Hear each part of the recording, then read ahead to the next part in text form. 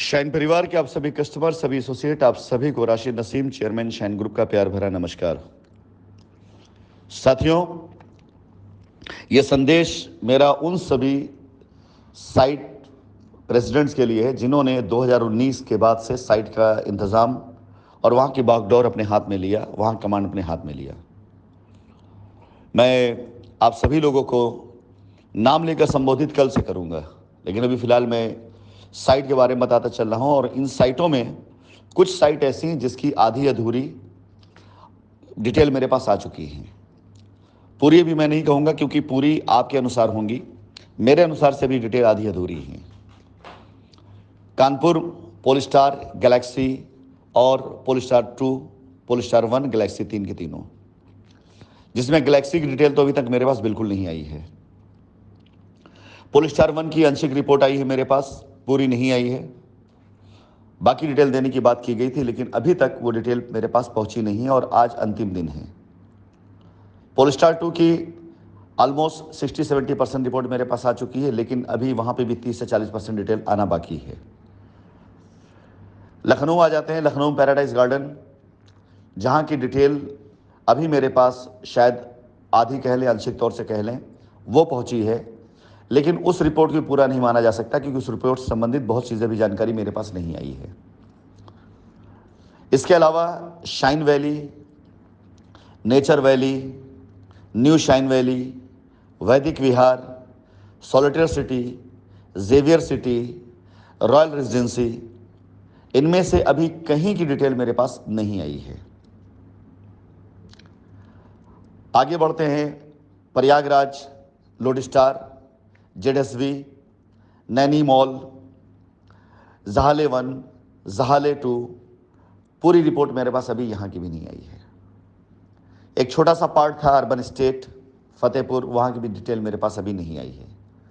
Sultanpur, काशियाना, चंद्रक काशियाना, Rohania rice velvet खैर जिनके हाथ में था वो इस समय बनारस जेल में है, राजीव सिंह जी। हम आशा नहीं करते कि इसकी डिटेल हमारे पास आ पाएगी, लेकिन इसकी डिटेल निकलवाने का जो रास्ता है इसके बाद मैं आपको बताऊंगा। इसके बाद हम आ जाते हैं बिहार में मुजफ्फरपुर और इसके साथ साथ आपका पटना, कोई डिटेल अभी तक हमें प्राप्त नहीं हुई है। हो सकता है कि आप डिटेल तैयार कर रहे हो, आज आखिरी दिन है, हो सकता है कि आज शाम तक आप ये डिटेल भेजें और इस डिटेल के आधार पर मैं आप सभी लोगों की पूरी चीज़ों को चेक करने के बाद जहां कोई कमी त्रुटि होगी आपको पहले सूचित करूंगा। अगर त्रुटि आपने पूरा सही कर लिया तो अच्छी बात है, नहीं कर पाए तो उसके बाद नेक्स्ट कदम उसके बाद है। अब मैं इसके जो निगेटिव हैं वो मैं बता देना चाहूँगा। डिटेल नहीं आती है तो हमारे लिए डिटेल निकाल लेना बड़ी बात नहीं है। उन डिटेलों के आधार पर हम उच्च न्यायालय के अंदर इन सभी कस्टमर के बिहाफ पर जिनकी रजिस्ट्रियाँ हुई हैं, पहले तो कस्टमर को सूचना दे दी जाएगी कि इन साइटों की डिटेलें हमारे पास नहीं आई हैं, इसलिए इन साइटों की रजिस्ट्री की मान्यताएं जो मानी जा सकती थी वो कुछ समय के लिए लंबित की जाएंगी। सारी रजिस्ट्रियाँ इकट्ठी की जाएंगी, कस्टमर से रजिस्ट्री मांगी जाएगी, कस्टमर रजिस्ट्री दे पाया, पहुंचा पाया ठीक, अन्यथा सारी डिटेल तहसील से निकलवा ली जाएगी। इन डिटेलों को इकट्ठा करने के बाद ग्रुप पर डाला जाएगा कि ये कस्टमर है जिनकी डिटेल अभी तक नहीं आ पाई है, इन्होंने रजिस्ट्री क्यों कराई, बदले में इन्होंने लाइबिलिटी क्या लगाई और बदले में इन्होंने एवज में पैसे क्या दिए। ये पूरी तरह प्रचारित करने के बाद इन सभी कस्टमर की तरफ से और कंपनी की तरफ से हम एप्लीकेशन मूव करना शुरू करेंगे उन लोगों के खिलाफ जिन्होंने इनकी रजिस्ट्रियाँ कराई होंगी या जिन्होंने इसके एवज में पैसे लिए होंगे, और इन सभी कस्टमर के साथ मिल करके इन सभी कस्टमर को इनकी रजिस्ट्री की वैधता स्थापित कराने के लिए या इनके पैसे दिलाने के लिए जितने भी लीगल कदम होंगे वो उठाते हुए एक PIL ज़रूर दाखिल की जाएगी, जिसके अंतर्गत उन सभी लोगों को पार्टी बनाया जाएगा जिन्होंने इस रजिस्ट्री में योगदान किया होगा, चाहे वो कंपनी ही क्यों ना हो। कंपनी अपना पक्ष रखेगी कि हमने रजिस्ट्रियाँ किस लिए करवाने के लिए दिया था, और हमारे पास जो डिटेल आनी थी वो लोग जो डिटेल नहीं दे पा रहे हैं उन्हें जब तक कोर्ट में नहीं बुलाया जाएगा। जब तक वो आकर बयान नहीं दर्ज कराएंगे, जब तक वो डिटेल नहीं देंगे, तब तक इन कस्टमर के साथ इंसाफ नहीं हो पाएगा। मैं आप सभी लोगों से जिनके हाथ में पूरी डिटेलें थी, उनसे निवेदन करना चाहूंगा, इस प्रकरण को आप हल्के मत लीजिएगा।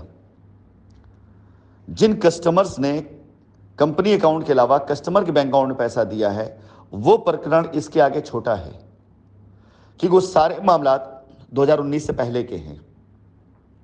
वहां पर कंपनी खड़ी है साथ में, एसोसिएट के साथ में भी, कस्टमर साथ में भी, कि अगर एसोसिएट सहयोग कर रहा है कस्टमर का, तो कस्टमर और एसोसिएट बीच में कंपनी समझौता करके खुद जिम्मेदारी ले लेगी। और वहां कोई भी प्रक्रिया हुई है तो एज पर कंपनी नॉर्म्स के अगर हुई हैं तो कंपनी से पूरा सहयोग दे रहा है। लेकिन यहां पर जिन लोगों ने ये सारी लूट करी, कस्टमर खुद अपनी आंखों से देख सकता है कि वही लोग कंपनी के विरोध में खड़े हुए हैं जिन्होंने इस लूट में खूब बढ़ चढ़ कर हिस्सा लिया। एक जमाने में जिनके पास साइटें होती थी तो जय शाइन सिटी, जय सिमरी सर का नारा लगाते थे, और जब साइट पर रजिस्ट्रियां बंद करा दी गई किसी कारणवश, तो कंपनी बुरी हो गई, जाओ FIR करा दो, सिमरी साहब गलत हो गए, वो सारा पैसा लेके दुबई भाग गए। ये सारी आवाजें आने लगी। इन्हीं में कुछ लोगों ने बहती गंगा में हाथ धोया अपने अपने प्रोजेक्ट डाल करके। उन्होंने अपने प्रोजेक्ट में कस्टमर को बुलाया और वहां पर भी यही सारी बातें कही गई। ये सारे प्रकरण एक PIL के तौर पर हजारों कस्टमर के आवेदन पर कोर्ट में डाले जाएंगे और बख्शा किसी को नहीं जाएगा। इसलिए आज 25 तारीख अंतिम दिन है। अगर आज डिटेल नहीं आई तो आज के बाद मैं किसी से डिटेल नहीं मांगूंगा। मेरे पास मेरे तौर तरीके हैं डिटेल प्राप्त करने के।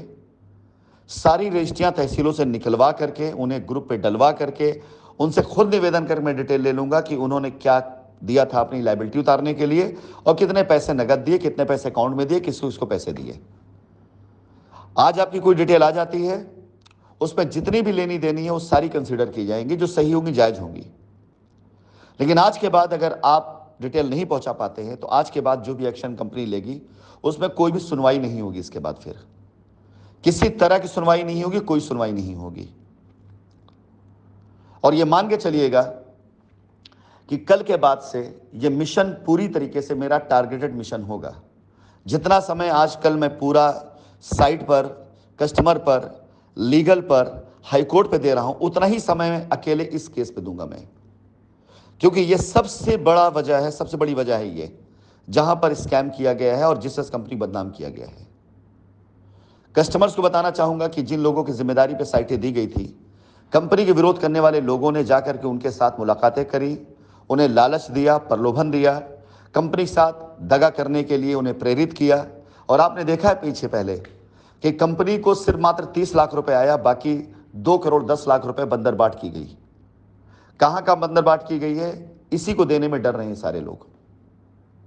और आप वो कस्टमर जो इससे प्रभावित हैं वो भी, और वो कस्टमर जिनकी दूसरी तरह की लायबिलिटी है वो भी, दोनों ये समझ लें कि जो इतना लंबा समय लगा है वो इन्हीं लोगों के द्वारा दी गई फंडिंग से, इन्हीं लोगों के द्वारा दिए गए सपोर्ट से।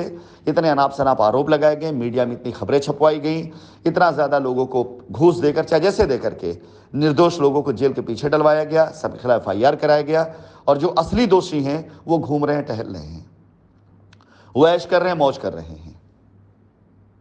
इनमें कुछ ऐसे भी हैं साइट मैनेजमेंट वाले लोग जिन्होंने चुन चुन कर नाम दिए कि इन लोगों का नाम दो, या उन लोगों को धमकी दिलवाई गई कि या तो काम छोड़ दो या साथ दो। ये सारी बातें रिकॉर्ड के साथ, सबूत के साथ सामने आएंगी। लेकिन आज का समय सिर्फ उन लोगों को दिया जा रहा है जो अपनी गलती सुधारना चाहते हैं। आज के बाद यह मान लिया जाएगा कि आपने कंपनी के खिलाफ खुले तौर से जंग छेड़ दी है,